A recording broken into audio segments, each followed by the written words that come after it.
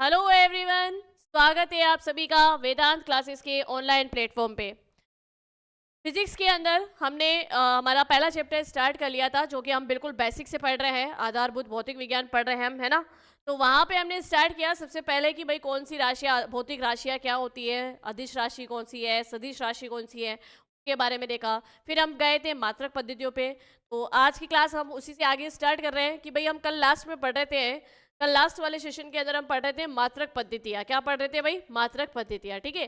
तो भाई भौतिक राशि तो समझाने की अब आवश्यकता है नहीं, वो तो आपको बिल्कुल अच्छे से समझ में आ गई होगी कल। भाई भौतिक राशियों में हमने पढ़ा था कि कुछ तो होती है अधिश राशियाँ, जिनके मतलब जिसके द्वारा हम सिर्फ परिमाण ज्ञात हो, हमें मैग्नीट्यूड मिले, है ना, यानी संख्यात्मक मान ही हमें ज्ञात हो। तो वो तो होती है अधिश राशियाँ, जिसे हम कहते हैं स्केलर क्वांटिटीज। और एक होती है सदिश राशियाँ, जिसके अंदर हमें संख्यात्मक मान ज्ञात होने के साथ साथ उसकी दिशा के बारे में भी ज्ञान हो। तो वो कहलाती है आपकी कौन सी? वेक्टर क्वांटिटीज, यानी कि सदिश राशियाँ। तो अदिश और सदिश राशियों के बारे में कल हम चर्चा कर चुके हैं, साथ ही साथ प्रदिश राशियाँ भी हम कल पढ़ चुके हैं। मात्रक पद्धतियों में हमने बात करी थी कि जो मेन 3 भौतिक राशियाँ होती है, हमारी मूल 3 भौतिक राशि कौन सी है? वैसे तो देखो 7 होती है भौतिक मूल राशि, लेकिन मेन ये 3 राशि जो है उसकी हम बात करें, जैसे कि लंबाई हुई, जैसे कि द्रव्यमान हुआ, और जैसे कि आपके समय हुआ।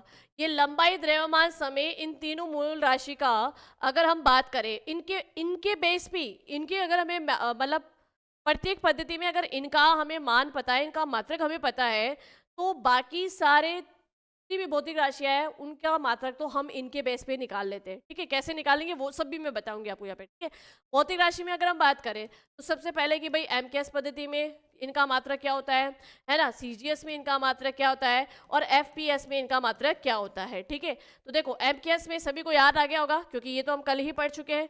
एमकेएस में इस एम का मतलब क्या है? मीटर, यानी लंबाई का मात्रक एमकेएस में क्या होता है? मीटर होता है। तो इसका के का मतलब क्या है? किलोग्राम। तो यानी कि द्रव्यमान का मात्रक एमकेएस पद्धति में क्या होता है भाई? किलोग्राम होता है। और समय का मात्रक क्या होता है? समय का मात्रक होता है सेकंड। क्लियर हो गया यहाँ पे? चलो फिर बात करें सीजीएस में। लंबाई का मात्रक सीजीएस में क्या होगा भाई? सेंटीमीटर होगा। क्या होगा? सेंटीमीटर।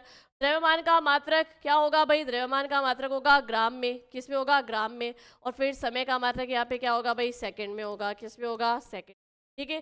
चलो इसके अलावा एफपीएस में हमने बात करी कि लंबाई का मात्रक एफपीएस में क्या होता है? फुट होता है, ठीक है। द्रव्यमान का क्या होगा भाई? पाउंड होगा। और समय का क्या होगा? सेकंड होगा।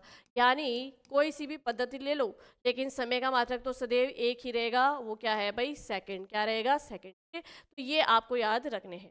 क्लियर हो गई बात? चलो अब आगे बात करें। आगे हमने कहा कि जो 7 मूल राशियां हैं, ये 7 मूल राशि कौन कौन सी है? पहले एक बार हम उनको लिखेंगे, 7 मूल राशियां, ठीक है।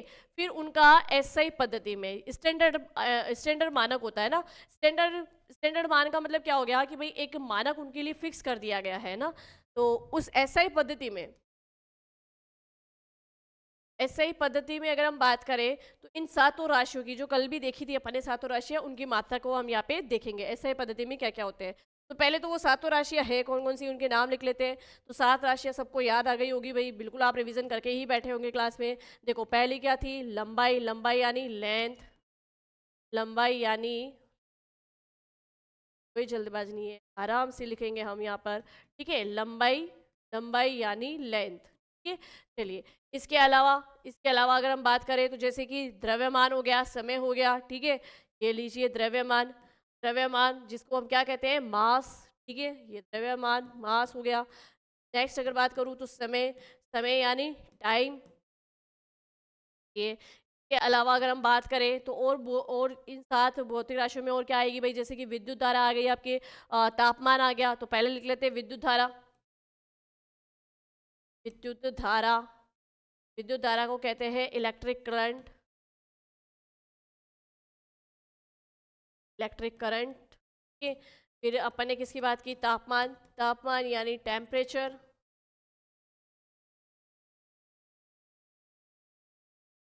ये तापमान टेम्परेचर हो गया। इसके अलावा अगर मैं बात करूँ, विद्युत धारा तापमान के अलावा एक होती है ज्योति तीव्रता, और एक होती है पदार्थ की मात्रा, ठीक है। जो पदार्थ की मात्रा है, पदार्थ की मात्रा की मैं बात करूँ तो ये तो हम लोग केमिस्ट्री में यूज करते हैं। किस में करते हैं? केमिस्ट्री में यूज करते हैं। पदार्थ की मात्रा यानी कि हम कह सकते हैं क्वांटिटीज ऑफ, है ना, या क्वांटिटीज ऑफ मैटर, ठीक है। ठीक है, यहाँ लिख लो क्वांटिटीज, यहाँ का इरेजर, एक को इरेज करो तो ऊपर का इरेज हो जाता है। पदार्थ की मात्रा यानी quantity, quantity of matter, quantity of matter, ठीक।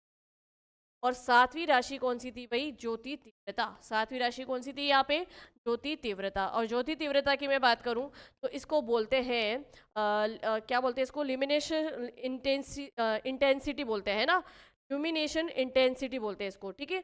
चलो, तो यहाँ पर ये जो सात है, पहले तो इन सातों राशियों को आपको याद कर लेना है। सातों राशियों को क्या कर लेना है? याद कर लेना है। और इनके मात्रक ऐसे पद्धति में याद रख लोगे ना, तो फिर सारी दूसरी राशियों के मात्रक इजीली अपन निकाल सकते हैं। वो मैं यहाँ पे बताऊंगी कैसे अपन फॉर्मूला भी बना सकते हैं, फॉर्मूला से किसी भी राशि का मात्रक कैसे निकाल सकते हो, बिल्कुल निकाल सकते हो। चलिए अब देखो, लंबाई की बात करें तो लंबाई का मात्रक एसआई पद्धति में क्या रखा गया है? लंबाई का मात्रक एसआई पद्धति में रखा जाता है मीटर। क्या रखा जाता है भाई? मीटर रखा जाता है। द्रव्यमान का क्या रखा जाएगा? द्रव्यमान को किस में मापेंगे? किलोग्राम में। तो एसआई पद्धति में द्रव्यमान का क्या मात्रक रखा गया भाई? किलोग्राम रखा गया। टाइम का तो फिक्स है भाई, टाइम का क्या मात्रक होगा? सेकंड ही होगा। टाइम का किसी भी पद्धति में ले लो, हमेशा सेकंड ही रहेगा। विद्युत धारा का मात्रक क्या होगा? एम्पियर होगा। विद्युत धारा का मात्रक एसआई पद्धति में क्या है भाई? एम्पियर है। तापमान, टेम्परेचर का मात्रक क्या होता है? केल्विन। वैसे तो देखे ना, अगर हम बात करें तो टेम्परेचर के और भी मात्रक होते हैं, जैसे कि मैं बात करूं टेम्परेचर का सेंटीग्रेड में भी मात्रक होता है, सेल्सियस में भी मात्रक होता है, ठीक है, केल्विन में भी होता है, रूमर में भी होता है।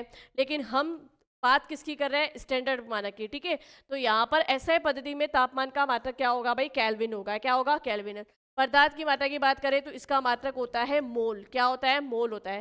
ज्योति तीव्रता की बात करें तो इसका मात्रक होता है कैंडेला। क्या होता है भाई? कैंडेला होता है, ठीक है। तो ये सात मूल राशियां, इनके नाम और इनके मात्रक याद रखने हैं। ये फिजिक्स बिल्कुल बेसिक से स्टार्ट किया अपन है, और ये जरूरी भी है क्योंकि फिजिक्स के प्रत्येक चैप्टर में कोई ना कोई तो राशि आएगी और कोई ना कोई मात्रक आएगा, तो ये ज्ञान आपको पहले होना जरूरी है, ठीक है। चलो अब देखो, जैसे मैंने कहा कि आप फॉर्मूला कैसे बना सकते हो ना, किसी फॉर्मूला से आप मात्रक कैसे निकाल सकते हो। जैसे आपने देखा है कि कुछ एग्जांपल देती हूँ। समय है, समय बराबर क्या होता है भाई? समय बराबर होता है दूरी बटे हुए चाल। समय बराबर क्या होता है? दूरी बटे हुए चाल। तो आपको समय का मात्रक निकालना है, पता तो है ही है, लेकिन फिर भी अपन निकाल लेते हैं। अब देखो, दूरी का मात्रक क्या होगा भाई? दूरी का मात्रक है मीटर। और चाल का मात्रक क्या होता है? मीटर प्रति सेकंड। चाल का मात्रक क्या होता है भाई? मीटर प्रति सेकंड, ठीक है।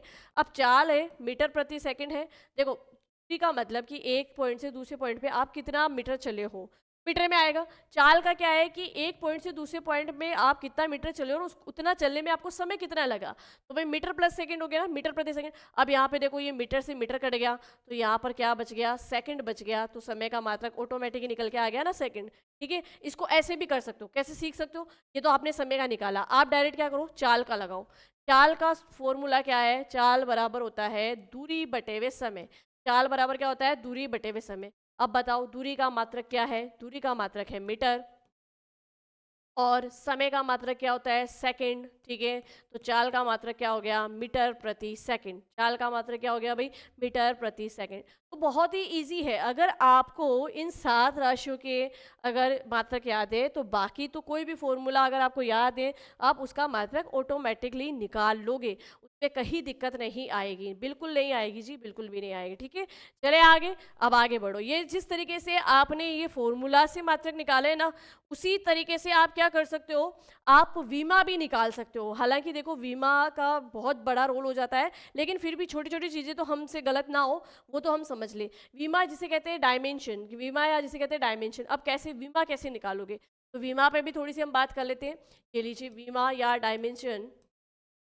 अच्छा, एक चीज़ हो, भूलना मत, मैं फिर से कह रही हूँ कि अगर ये बेसिक सीख लिया ना, तो फिर फिजिक्स इतनी टफ नहीं है। फिर तो आप मतलब कोई बात है कि एग्जाम में अगर बेसिक से सब कुछ सीखा हुआ है तो एग्जाम में झंडे गाड़ देने हैं, ठीक है ना, बहुत ही अच्छे से कर सकोगे आप।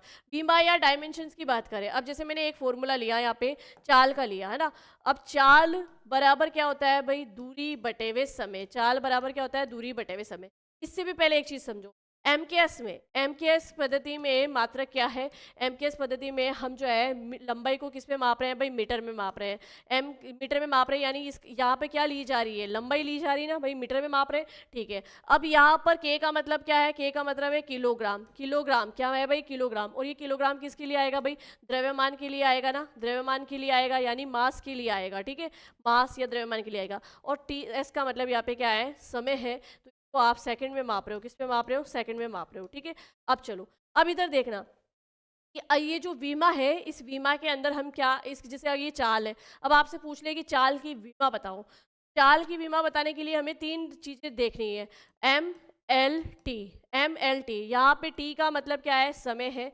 एल का मतलब है कि द्रव्यमान दिया हुआ है, तो एल अपन द्रव्यमान, जैसे कोई चीज लेने जाते हैं तो हम बोलते हैं कि आधा लीटर दूध दे दो, है ना। तो एल का मतलब यहाँ पे क्या है?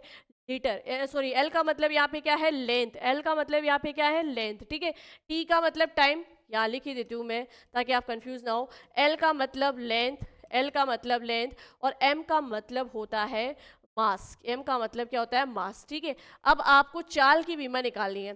देखो चाल के फॉर्मूले में, देखो चाल के फॉर्मूले में क्या दिया हुआ है? दूरी बटे हुए समय। तो पहले हम इसका मात्रक निकाल लें। दूरी किस में मापी जाती है भाई? मीटर में मापी जाती है। ये लो मीटर लिख दिया अपन ने। समय किस में मापा जाता है भाई? सेकंड में, तो ये लिख दिया सेकंड। यहाँ पर कहीं भी द्रव्यमान की बात हुई क्या? नहीं हुई ना द्रव्यमान की बात। तो यहाँ पर देखो इसकी बीमा कैसे निकालेंगे?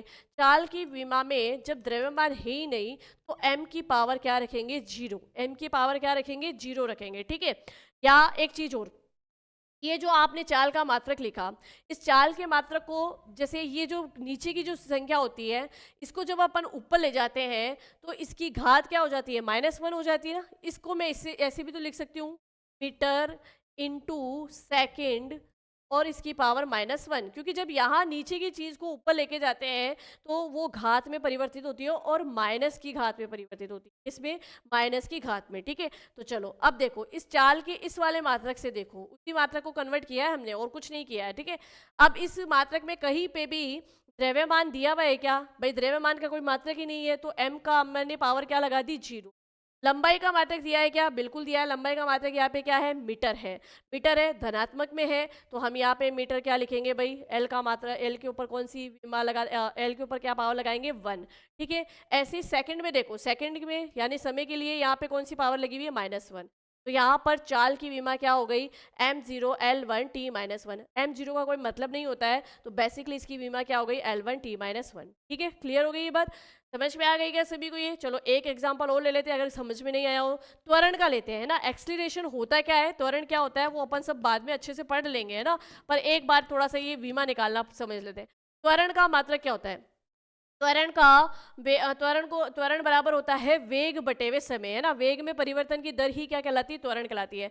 वेग में समय के साथ परिवर्तन या वेग में परिवर्तन की दर क्या कहलाती है? वो कहलाती है त्वरण, ठीक है। तो सबसे पहले इसका फॉर्मूला क्या होगा भाई? वेग बटे हुए समय। वेग बटे हुए समय। अब वेग है, तो वेग को हम किस में मापते हैं भाई? वेग का फॉर्मूला क्या होगा? वेग का फॉर्मूला होता है मीटर प्रति सेकंड। वेग का फॉर्मूला क्या होता है? मीटर प्रति सेकंड, ठीक है। और यहाँ वेग का मात्रक तो हो गया मीटर प्रति सेकंड, वेग का मात्रक क्या हो गया? मीटर प्रति सेकंड, और समय का मात्रक क्या हो गया? सेकंड, ठीक है। अब बताओ मुझे, क्या यहाँ सेकंड से सेकंड को काट सकते हैं क्या? बिल्कुल नहीं काट सकते, क्योंकि सेकंड मीटर के बटे हुए में है ना, तो इसको काट नहीं सकते, बल्कि ये इसके ऊपर जाएगा तो क्या हो जाएगा भाई? सेकंड स्क्वायर हो जाएगा, है ना। या इसको नीचे ले आओ, ये इससे मल्टीपल हो जाएगा। ये इस तरीके से लिखा गया है भाई, देखो मीटर प्रति सेकंड और फिर बटे हुए में सेकंड, ठीक है। तो ये क्या हो जाएगा? इससे गुणा हो जाएगा, है ना। तो यहाँ पर क्या आ जाएगा? Metre metre into second square. Metre into second square. क्या मैं इसको इस तरीके से लिख सकती हूँ? बिल्कुल लिख सकती हूँ, ठीक है। अब देखो, अब त्वरण की बीमा बनाए अपन, तो त्वरण की बीमा में देखो m बराबर कहाँ कहीं पे भी इसमें मास दिया हुआ है क्या? नहीं दे रखा है, तो m की बीमा क्या हो गई? जीरो हो गई। l की बीमा क्या दी हुई है भाई? l की बीमा सिर्फ मीटर लिखा हुआ है, तो l की बीमा क्या आ गई? 1 आ गई। सेकंड यानी समय की बीमा क्या लिखी हुई है? इसकी पावर आ गई 2। तो यहाँ पर देखो इस त्वरण की बीमा क्या हो गई? L1 T2। L1 क्या हो गई? T2। अच्छा, इसको ऊपर लेके जाओगे तो किस में आएगी भाई? -2 में आएगी। किस में आएगी? -2 में। ये -2, क्योंकि भाई अपन इसको इससे मल्टीपल कर रहे हैं लेकिन ऊपर लेके जा रहे हैं, तो -2। तो m0 L1 T-2 ये किसकी आ गई? ये आ गई आपकी त्वरण की। तो इस तरीके से आप बीमा भी निकाल सकते हो भाई। अगर आपको मात्रक याद है तो सूत्र में दूसरी राशि के मात्रक भी निकाल सकते हो, प्लस विमा भी ज्ञात कर सकते हो। क्लियर होगी ये बात?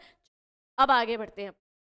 अब देखो, जो अपन ने अधिश और सदिश राशियाँ लिखी है, उसमें से कुछ इंपॉर्टेंट राशियों के बारे में हम चर्चा करेंगे, कुछ कुछ के बारे में, जिस पे जो जो जाननी आपके लिए बहुत ज़्यादा जरूरी है। जैसे एक मैं बात करूँ, दूरी। ठीक है, तो सबसे पहले तो आप ही बताओ कि दूरी या डिस्टेंस जो है वो एक प्रकार की सदिश राशि है या अदिश राशि है। सबको याद आ गया होगा कि दूरी जो है वो एक प्रकार की क्या है, अदिश राशि है। क्या है? अदिश राशि। इसके अलावा हमने पढ़ा विस्थापन। क्या पढ़ा भाई? विस्थापन। विस्थापन कैसी राशि है? विस्थापन है, विस्थापन को कहते हैं डिस्प्लेसमेंट। विस्थापन को क्या कहते हैं? डिस्प्लेसमेंट। और ये विस्थापन कैसी राशि है भाई? ये एक प्रकार की सदिश राशि है। तो जब आपने ये राशियां देख ली है, तो अब इन राशियों में अंतर क्या है? अगर अंतर की बात की जाए, ठीक है, अंतर की बात करें ना, तो अंतर बहुत कुछ है। हालांकि दूरी भी क्या है कि एक पॉइंट से दूसरी जगह आप जा रहे हो, तो वो क्या है? दूरी ही है ना। जैसे सपोज एक काम करते हैं यहाँ पे कि जैसे ये एक ए पॉइंट है, ठीक है, ये एक ए पॉइंट है और ये बी पॉइंट। ठीक है, अब कोई व्यक्ति यहाँ इस ए पॉइंट से बी पॉइंट पे जाता है, तो हम पूछते हैं कि उसने कितनी दूरी तय की, है ना, कि भाई वो कितने किलोमीटर तक चला या कितने मीटर तक चला, है ना। सपोज कर लो कि वो 12 मीटर, उसको ए से इस B तक आने में 12 मीटर, 12 मीटर की उसने दूरी तय की। ठीक है, अब ये तो आपने बता दिया। दूरी तो क्या हुई कि जैसे जैसे वो सीधी सीधी अलग, ये कह दो कि तय किए गए पथ की कुल लंबाई जो होती है ना, वो कहलाती है दूरी। तय किए गए पथ की कुल लंबाई क्या कहलाएगी? दूरी। यानी पहले वो इस ए से बी पॉइंट पे आया, जब वो ए से बी पॉइंट पे आया, एक सेकेंड, तो एक काम करेंगे हम यहाँ पे, तो समझते हैं ना दूरी। दूरी और विस्थापन में अंतर क्या है, पहले तो देखो कि अगर कोई व्यक्ति इस ए पॉइंट से, यदि कोई व्यक्ति इस ए पॉइंट से बी पॉइंट पे आया चल के लगभग 12 मीटर की दूरी तय करके, ठीक है, फिर इस बी पॉइंट से वो सी पॉइंट पे गया लगभग 5 मीटर की दूरी तय करके। अब मैं आपसे पूछूं कि जो भी व्यक्ति ये चल रहा था, उसने ए से सी तक पहुंचने में कुल कितनी दूरी तय की है, तो आप क्या कहेंगे भाई? 12 मीटर प्लस 5 मीटर, यानी कि टोटल 17 मीटर। टोटल कितनी? 17 मीटर।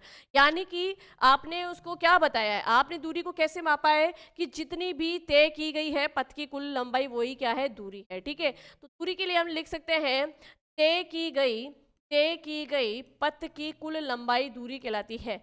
तय की गई पथ की कुल लंबाई ही क्या कहलाती है? दूरी कहलाती है। अब इसमें देखो, तय की गई पथ की कुल लंबाई, कहीं पे भी हमने दिशा के बारे में पूछा क्या? बस हमने इतना सा कहा कि जो व्यक्ति चल रहा था उसने टोटल कितनी दूरी तय की, तो आपने बता दिया दोनों को जोड़ के कि 17 मीटर। कितनी? 17 मीटर। लेकिन किस दिशा में की, ये कहीं पे भी हमने नहीं बताया। कहीं पे भी नहीं बताया ना कि भाई किस दिशा में की। जब दिशा नहीं है तो इसका मतलब दूरी एक क्या है? एक अदिश राशि है। दूरी एक क्या है भाई? अदिश राशि है। दूरी एक अदिश राशि है, कल ही पढ़ चुके हैं।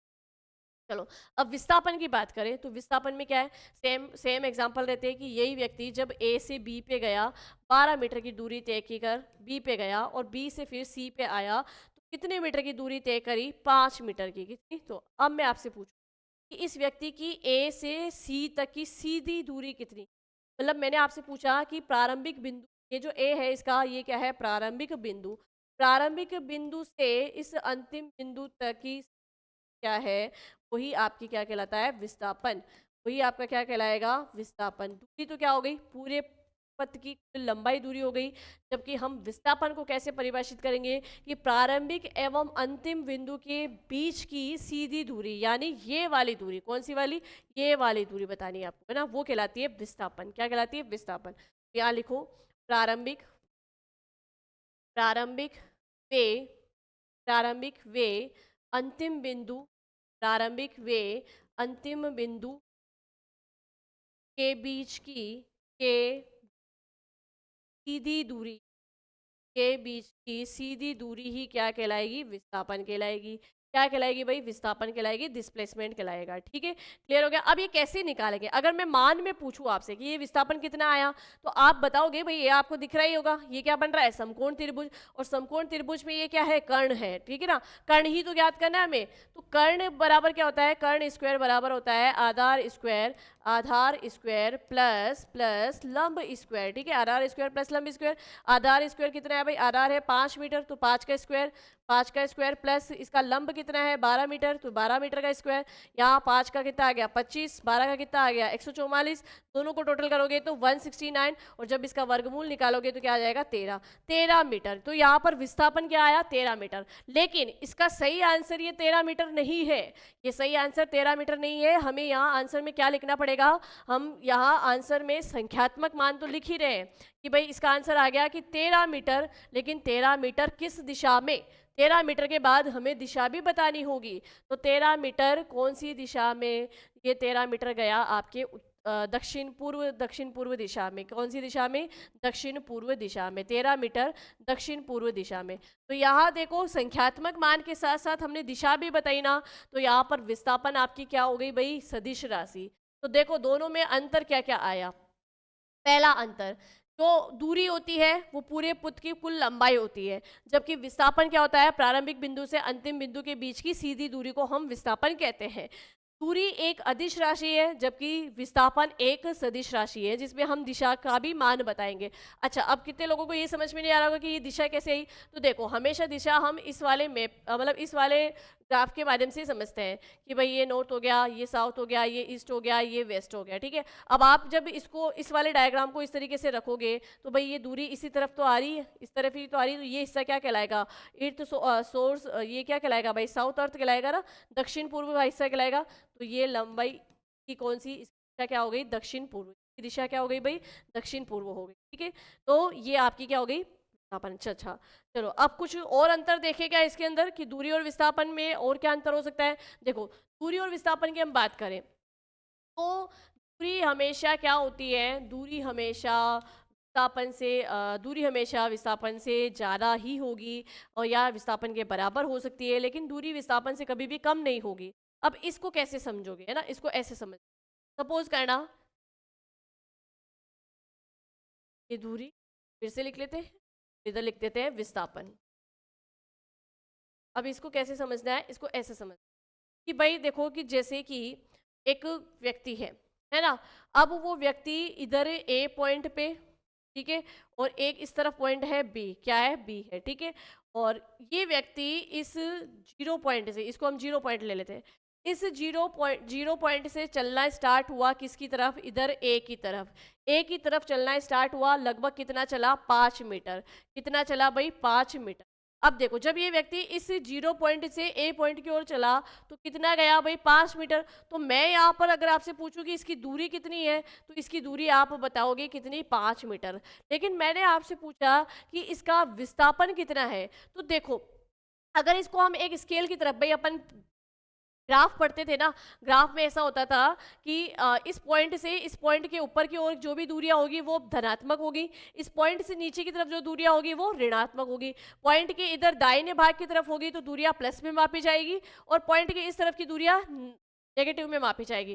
तो देखो यहाँ पे दूरी तो कितनी है 5 मीटर, लेकिन इधर अगर मैं पूछूं आपसे कि विस्थापन कितना है तो आप यहाँ लिखोगे +5 मीटर। अब ये प्लस 5 मीटर, यानी कि भाई इस प्लस से हमें क्या पता चल रहा है, हमें दिशा का पता चल रहा है कि कोई व्यक्ति किधर गया है, दाहिनी ओर गया है या बाईं ओर गया है। अगर दाहिनी ओर गया है तो दूरी धनात्मक में आएगी ना, तो दाहिनी ओर एक दिशा ही तो बता रहा है। तो यहाँ पर विस्थापन को क्या लिखा आपने, +5 मीटर, और ये प्लस क्या बताता है, दिशा बताता है। ठीक है, ये प्लस क्या बताता है, दिशा बताता है। तो दिशा प्लस संख्यात्मक मान दोनों ही आ रहे हैं, तो इसका विस्थापन कितना हुआ, +5 मीटर। क्लियर हो गई ये बात। चलिए अब ध्यान से सुनना, यही व्यक्ति इस पॉइंट पे आकर वापस इस 0 पॉइंट पे आता है, इसका मतलब पहले 5 मीटर चल के यहाँ आया, फिर 5 मीटर वापस ही आया, मतलब प्रारंभिक बिंदु से चलना शुरू किया और वापस प्रारंभिक बिंदु पे ही लौटा।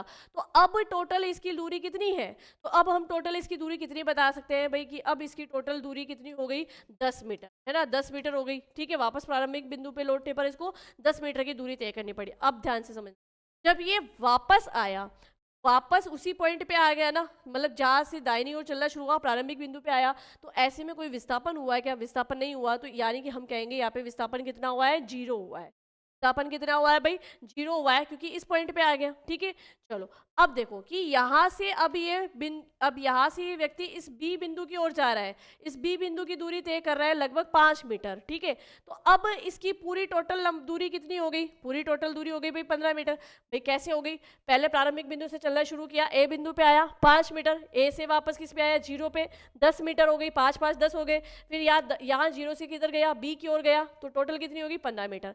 अब ऐसी स्थिति में जब 15 मीटर की वो दूरी तय कर चुका है, तो ऐसी स्थिति में विस्थापन क्या होगा भाई? ऐसी स्थिति में आप विस्थापन बताओगे इस पॉइंट से अब वो किधर की ओर जा रहा है? बाई ओर जा रहा है, और बाई ओर की दूरी हमेशा माइनस में होती है, तो ये -5 मीटर। या विस्थापन क्या आया? -5 मीटर। ध्यान से फिर से समझना, जब उसने प्रारंभिक बिंदु से दाहिनी ओर 5 मीटर की दूरी तय की, उस समय विस्थापन कितना था? +5 मीटर।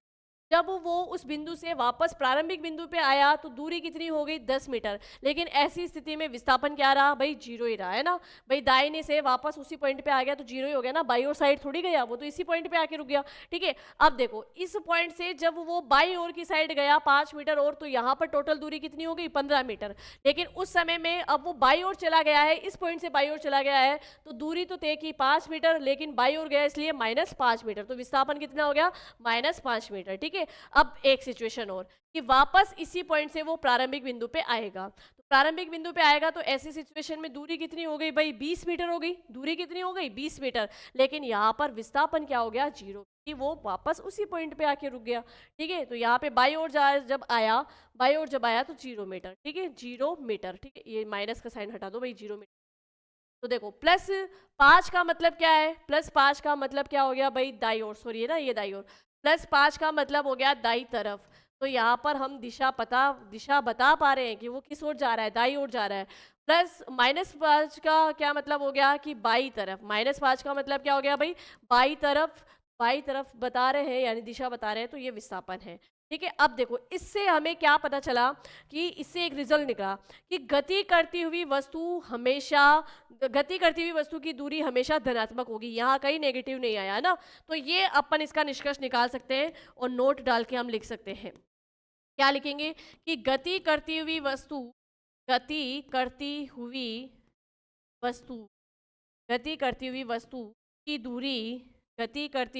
की दूरी सदैव धनात्मक होती है। गति करती हुई वस्तु की दूरी सदैव क्या होती है? धनात्मक होती। ठीक है, ये लिख लिया हमने। चलिए अब देखो इधर आगे, इधर क्या नोट डालेंगे कि भाई गति करती हुई वस्तु का विस्थापन क्या क्या हो सकता है वो लिखना है हमें नोट में। ठीक है, तो यहाँ नोट डाल के लिखो कि गति करती हुई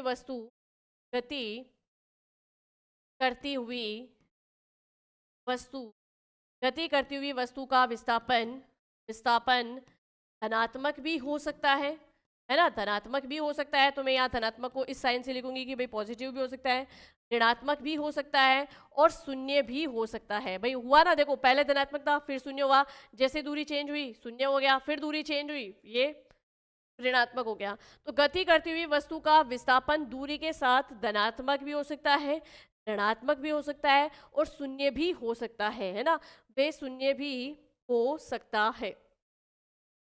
ठीक है, तो अगर एक रिलेशन निकालने के लिए कह दिया जाए कि दूरी और विस्थापन के बीच क्या रिलेशन है, तो आप सीधा सीधा ये रिलेशन बता सकते हो कि दूरी या तो विस्थापन से ज़्यादा होगी या विस्थापन के बराबर होगी।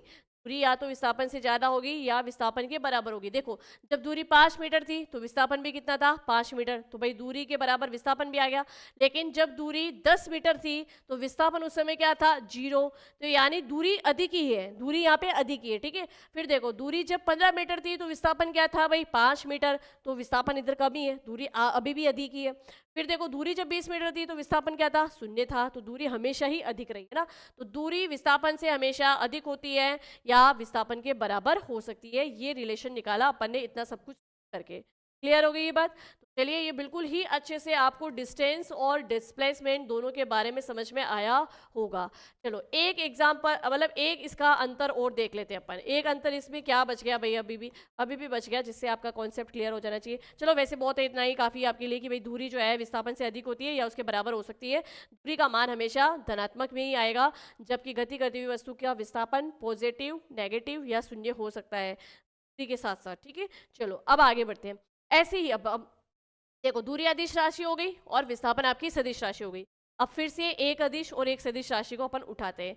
जैसे अब नेक्स्ट हम उठा रहे हैं किसको, कि चाल।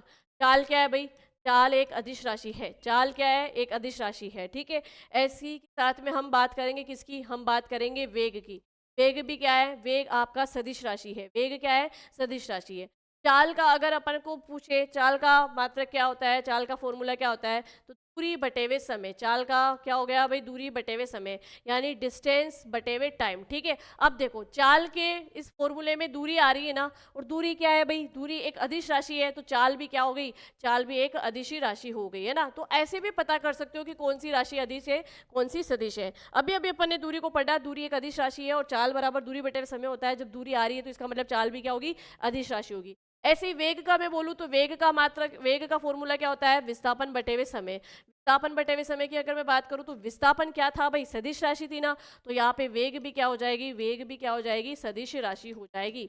तो ऐसे आप राशियों को पहचान सकते हैं। अगर याद नहीं भी रहे, अगर कुछ कुछ याद हो तो बहुत कुछ याद हो सकता है। ठीक है, चले आगे, अब आगे बढ़ो। आगे देखो चाल की कि भाई ये अब देखो एक चीज और, जब मान लो कि हम इस नीचे वाले मान को एक रख दें, इसको इकाई में बदल दें। जैसे इसको इकाई में बदलने का मतलब कि अगर मैं इस दूरी को तो रखूं, लेकिन इस समय को मैं एक में चेंज कर दूं, किस में चेंज कर दूं, एक में।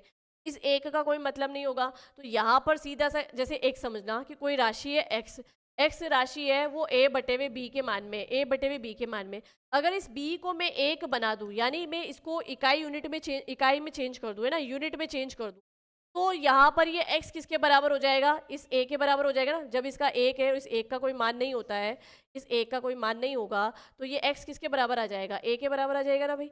तो यहाँ पर हम चाल की परिभाषा भी निकाल सकते हैं। कैसे निकालेंगे, कि भाई इकाई समय में, जब मैंने समय को इकाई में चेंज कर दिया ना, तो चाल की परिभाषा क्या हो गई, कि इकाई समय में, इकाई समय में तय की गई दूरी, इकाई समय में तय की गई दूरी, इकाई समय में तय की गई दूरी क्या कहलाती है भाई, चाल कहलाती है। इकाई समय में तय की गई दूरी को ही हम क्या कहते हैं, चाल कहते हैं।